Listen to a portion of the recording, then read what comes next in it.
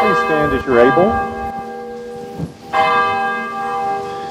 and join in singing hymn 439 found in the blue hymnal.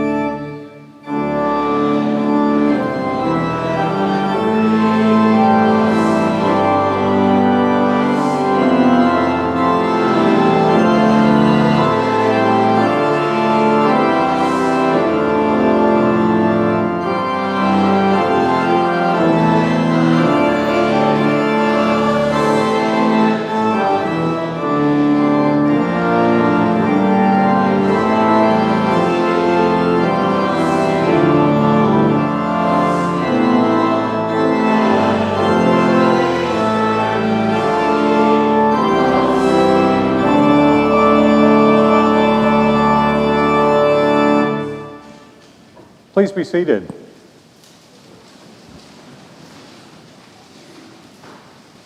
I'm Paul McLaren, Associate Rector here at Calvary, and on behalf of everyone, our staff, volunteers, and all, welcome to the 100th anniversary of the Lenten preaching series here at Calvary. A reminder, if you had difficulty parking today, there's parking available at St. Mary's Cathedral and a continuous shuttle that runs back and forth here, and you can that's available to you any of the days, Wednesday, Thursday, and Friday during the series. And as you leave here today, please go by the Great Hall, the room just outside here, where we have a pop-up store by the Thistle and Bee Ministry that assists women making transitions from sex trafficking here in Memphis, a wonderful ministry, and they'll have products there along with the Episcopal Bookshop at St. Mary's. And so I hope you'll stop by both those opportunities. And then you can make your way downstairs for the waffle shop, and which is a wonderful meal experience. Those of you, some of you may have done this before this service, but if you have not, please go by for a great meal of all the classics. Today is one of my favorites, turnip greens and pork belly day. And so looking forward to that. And then tonight at 5:15, we'll have a soup and salad dinner, followed by a 6:15 live podcast conversation we call Dialogue. And Brian McLaren will be here with Winnie Varghese, our preacher for tomorrow. She's now in Atlanta, was at Trinity Wall Street. The two of them know each other, and it should be a really interesting conversation about the future of faith. And speaking of the future of faith, it's a pleasure, and we really wanted Brian to be here with our theme, our 100th anniversary. We do want to look backward, we also want to look forward. And probably no thinker or spiritual writer has given more thought to the future of faith than Brian McLaren. He comes in the mold of our own Phyllis Tickle here in Memphis, who gave a lot of thought to this, and others like Diana Butler Bass. And Brian comes at it from a little different perspective, but he brings some really provocative questions along the way. His newest book was titled, Do I Stay a Christian? And we did an 8-week study of that book. Catherine Bush, one of my colleagues, led that study. And I'm glad to report that I think most of us came up with the answer yes. But the no chapters were so provocative and put a lot of thought into that and gave us a strong critique so that our yes was maybe a more humble yes and a more thoughtful yes at the end of our reading. So we're delighted to have Brian with us today. And following the meditation music, we'll read a scripture and then Brian will come forward with the message.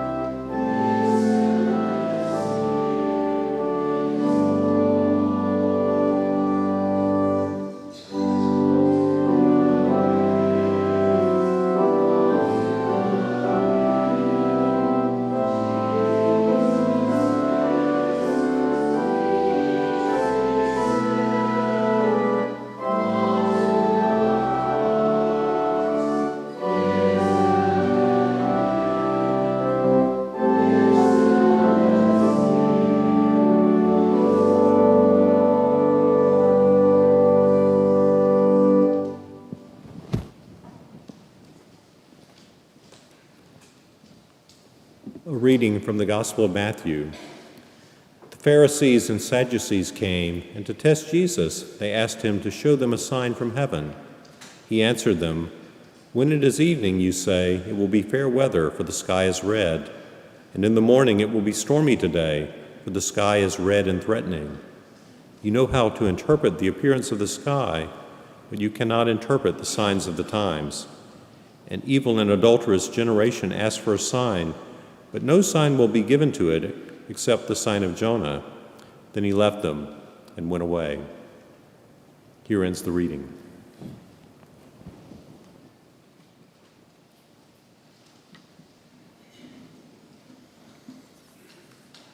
Good afternoon, everyone. What a joy to be alive today. And what a joy to be part of a 100-year tradition hosted by an extraordinary congregation in this fantastic city that is still engaged in the struggle for justice and joy and peace in this land with such rich history and a continuing sense of being torn between fear and growth. What a moment to consider the future of faith. In this passage we just heard, it really begins with a very understated miracle where two opposing religious and political parties come together in agreement. It's amazing. I know it's hard for us to imagine a world with divided political and religious parties. But here is one of these rare moments where leaders of these two parties come together and they agree on a strategy to bring down Jesus. They want to test him. And they say, they think, here's something we can agree on.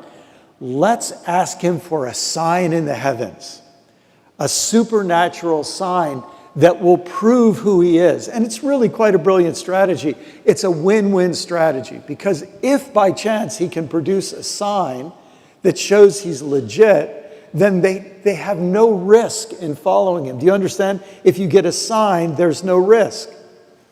But of course, they probably don't expect him to be able to produce the sign, which means he'll be discredited and they'll both be able to go on with their previously scheduled polarization.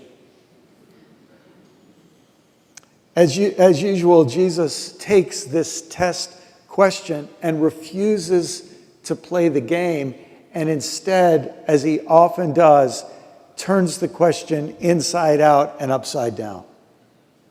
He says, okay, you want a supernatural sign. Why don't we start with a natural sign? You want something that can reduce your risk. Let's look at something very, very natural. And he quotes to them that old proverb that still exists today. I mean, it obviously didn't exist in English then. It was in Hebrew or Aramaic. But he says, red sky at morning, sailors take warning. Red sky at night, sailors delight. Or there's a couple of different versions of it. But now here's an interesting thing. This is an old saying that meteorologists say actually has some legitimacy. This was a result not of superstition, but of careful observation. Back then, they only could make a pattern observation. Now meteorologists can explain to us why this is the case. Red sky at night, sailors delight. Well, at night, you're looking toward the west to see the red sky. And why is the sky red? Because of fine particulate matter, little dust, very fine dust in the atmosphere that is the sign of a high pressure system. High pressure system, few clouds, clear skies, fair weather. So when at night you see, and most of our weather in temperate latitudes comes from the west, you see to the west, high pressure system, you know we should expect good weather. In morning, red sky at morning, when you look to the east, you see the signs of a high pressure system to your east. That weather is going away. What typically follows high pressure system? Low pressure system, which is what we had happen this morning, which usually brings some rain and wind. So Jesus says, look, you want a sign of the time. Why don't you start, instead of asking for a supernatural sign, just paying attention to what nature has already taught you and what nature is already trying to teach you. And he says, in fact, it's not a good sign when you're looking for a supernatural sign. Have you thought about that? You know, there's a lot of people that feel that they're actually magnifying their spirituality when they look for supernatural signs. I just got an email yesterday from somebody that was filled with all kinds of prognostications about the future based on any number of signs and interpreting signs and saying, now we know. This email told me that the second coming of Christ was going to happen. And actually, I looked at the email and it was already passed and they already missed their deadline.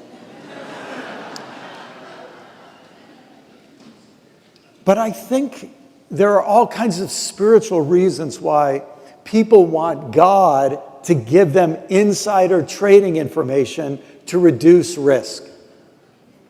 Because all of our brains are wired to avoid danger. Our brains are very oriented toward the future. When we set a topic like the future of faith, we're interested in the future because our brains are wired to avoid danger. And in that context, what our brains are very often looking for is hope. And for a lot of us, hope means optimism. But I'd like to suggest to you, I'd like to problematize hope for a couple of minutes for you here. Because when we want hope, here's what we do. We look for any trend lines that tell us we're going to be okay. And if we can't find trend lines and statistics, we look for anecdotes. If I can just find one positive story, I'll be able to return to my previously scheduled complacency. I just want you to tell me that everything's going to be okay because I really would like to relax. And if you tell me things are not going to be okay, it raises my anxiety level and I don't like how that feels in my body. And I'm going to find somebody else who will tell me that everything's going to be okay. When hope means for us optimism, when hope means for us the odds are in our favor, or I can find a few good anecdotes to make me feel better, it can lead us into complacency and denial. We aren't facing full reality. And so, can you see why all of us are attracted to hope? I'm a big fan of hope, but in dangerous times, hope can be dangerous if it leads us to complacency. The opposite is also true. You might find this strange, but I bet if you reflect upon it, you'll realize there are a lot of people who like to predict the end of the world. If you look through history, it's common in religion, it's common in politics. There's something in our brains that we'd prefer hope, but if we can't have hope, give us a big dose of despair. Because when we have despair, we say, nothing I can do is going to make a difference. I guess I can return to my previously scheduled complacency. Can you understand how looking for signs very often is just a way to give me some confirmation bias that my complacency is justified, whether for hopeful or despairing reasons? In dangerous times, complacency, whether hopeful complacency or despairing complacency, is dangerous. So if we were to take Jesus' advice and to say, look, instead of looking for some preacher or saint or sage or prophet to give you the insider divine trading information, if we were to take Jesus' advice and say, what do you see? What's the weather? What do you see when you try to look at reality? I think we all would have to say, if we were to look at 100 years from now, and wouldn't it be wonderful if there were people gathered here 100 years from now? It's as hard for us to believe as it probably was for people to believe in 1923. But if people were gathered here now, what would we expect they would have experienced over these next 100 years? The first thing I think we all would say, if we just look at physical reality, we'd have to say their physical climate is going to change. I'm doing some writing about this now, and the thing I think that we all, more and more of us now, are facing this reality. We are involved in something called ecological overshoot. That means that we suck out too many resources from the earth faster than the earth can replenish them, and we pump out too many toxins and waste and pollutants faster than the earth can detoxify them. Any species that engages in ecological overshoot, whether it's a locust, a flock of locusts, or a plague of locusts, or a rise in the number of rats and mice, or a rise in the number of people who suck out too many resources and pump out too many toxins, any species that cannot live, any species that does not fit with its environment will not survive. By the way, that's what Charles Darwin meant by survival of the fittest. He did not mean survival of the most aggressive or the most competitive. Fittest meant those that fit best with their environment. And so we know, if we look around today, that that's the reality that we're facing. And instead of looking for hope or despair, don't you think it would be wise for us to just be awake and face reality and say, what needs to be done about this reality, and what are we going to do about it? I have a dear friend named Jim Antal who wrote a book a couple of years ago called Climate Church, Climate World. And I'm so happy that that book is being re-released with even updated information in just a month or two. And what Jim said, as a lifelong pastor and minister in the United Church of Christ, what Jim said is, look, this is a once in a lifetime opportunity for the Christian church and other faith communities to wake up to reality and to play their part in saying This is a reality we have to deal with. As people of faith, we have to bring all the resources at our disposal to try to help us deal with this reality. If we in our faith communities really open our eyes to this reality and we say, we've got to approach this reality with faith, I'll tell you some of the things we would do. First of all, in our religious life, we would look at every liturgy, every service, every prayer, every litany, and we would say, how can we use the resources at our disposal to help people develop a new relationship with the earth? To stop seeing the earth as just a source of resources for us to exploit and make short-term profit off of, instead of seeing it as a treasure, as God's beautiful creation that we have a responsibility to try to pass on to our children in the best shape we possibly can, so that generation after generation there'll be a sustainable, regenerative future for the future. The future of faith takes seriously the future of the earth. It would affect everything we do. It would say it's not enough for us to just keep liturgy going for another 100 years, to keep preaching going. If that liturgy and preaching and all the rest don't lead to people having deep, transforming change in the way we live with the earth. And can I tell you, technology plays a role, politics plays a role, economics plays a role, but in the next 100 years, faith could play an absolutely pivotal role. Let's face reality. The Christian religion has played a big part in almost every mess that we're in.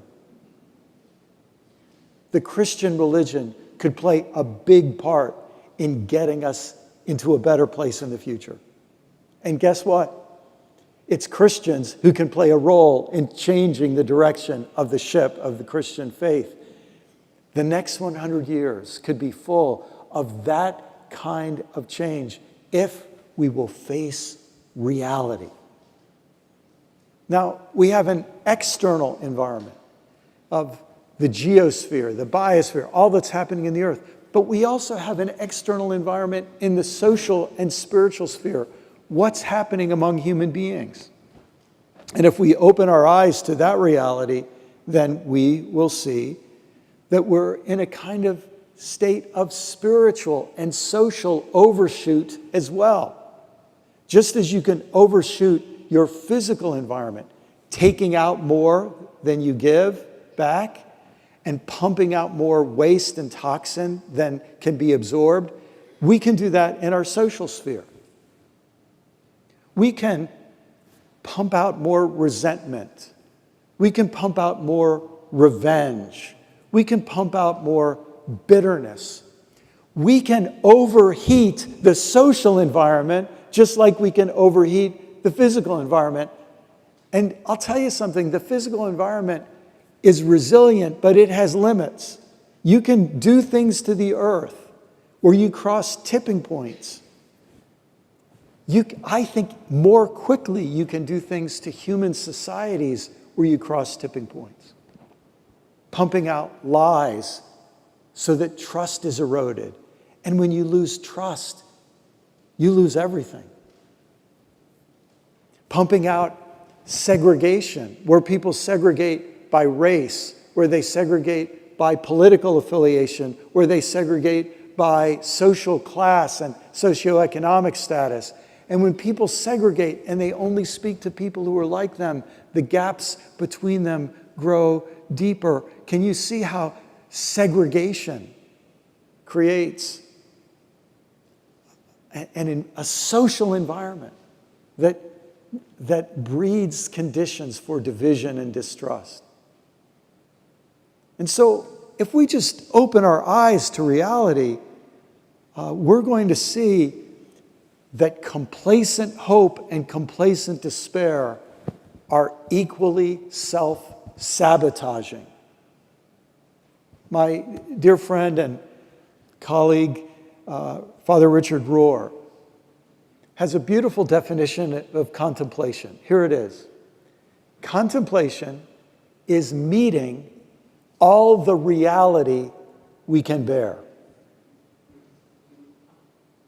Contemplation is meeting all the reality we can bear. All of us have a love-hate relationship with reality.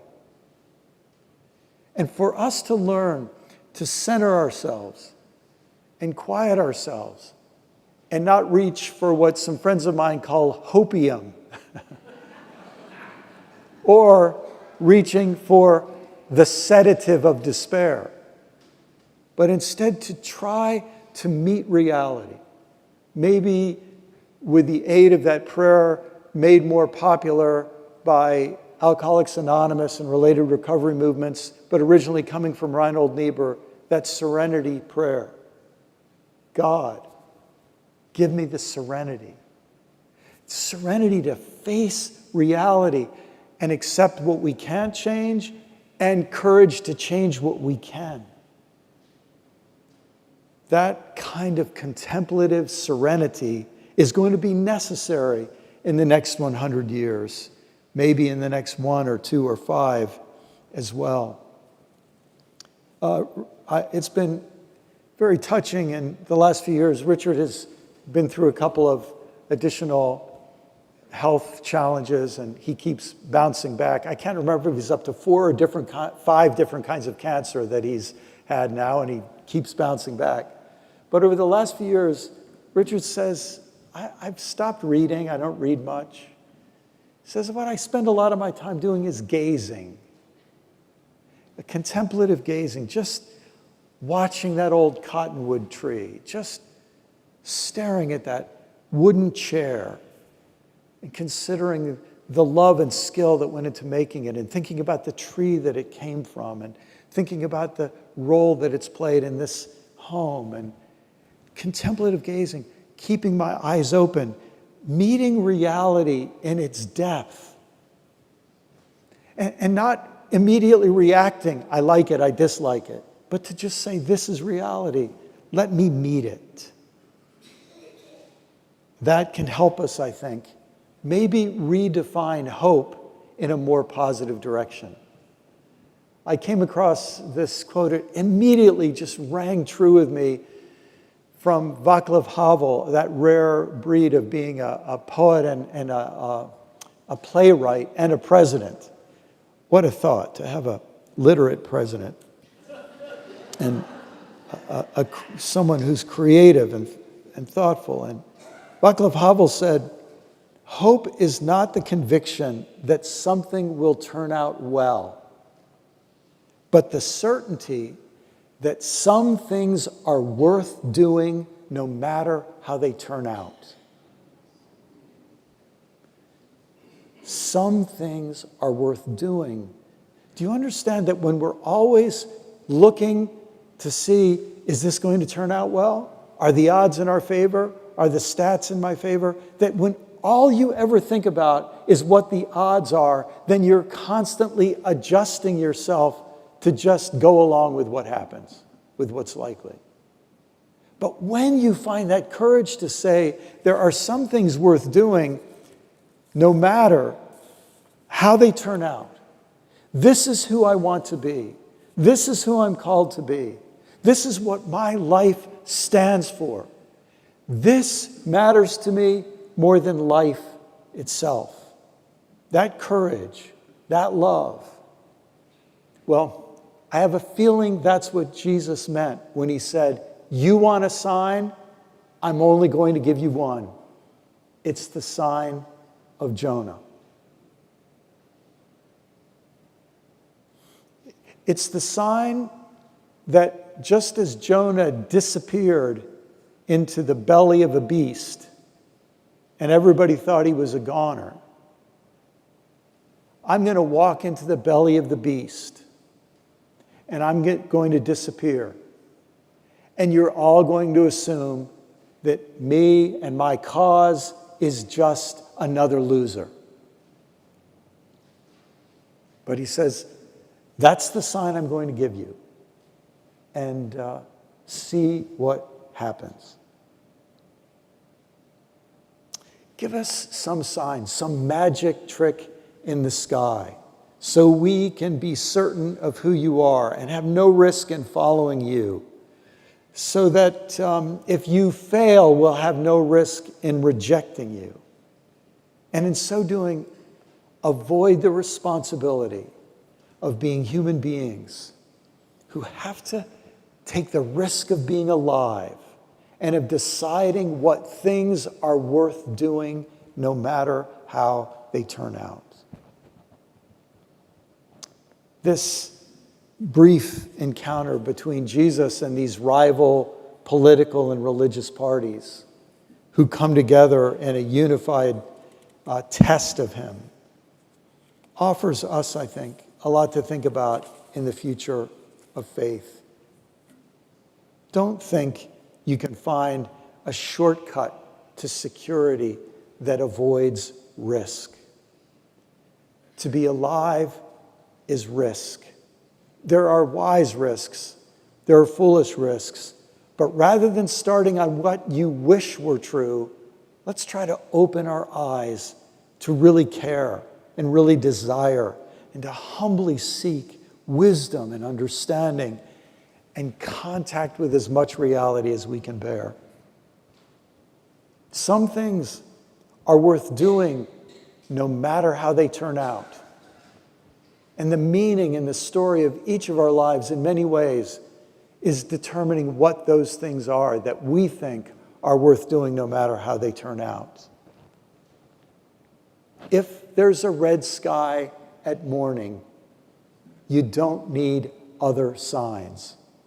You need to get your raincoat and your umbrella, and you need to prepare for reality. It's time for all of us to learn that inner practice, inner desire to meet reality, all the reality we can bear. That may not tell us the future of faith, but it will help us to face the future with faith. Amen.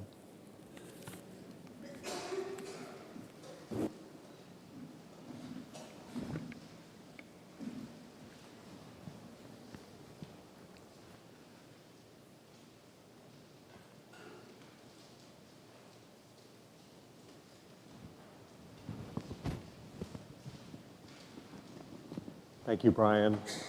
Brian will be here at the front steps to greet anyone as you'd like to stop by. Let us bless the Lord. Thanks be to God.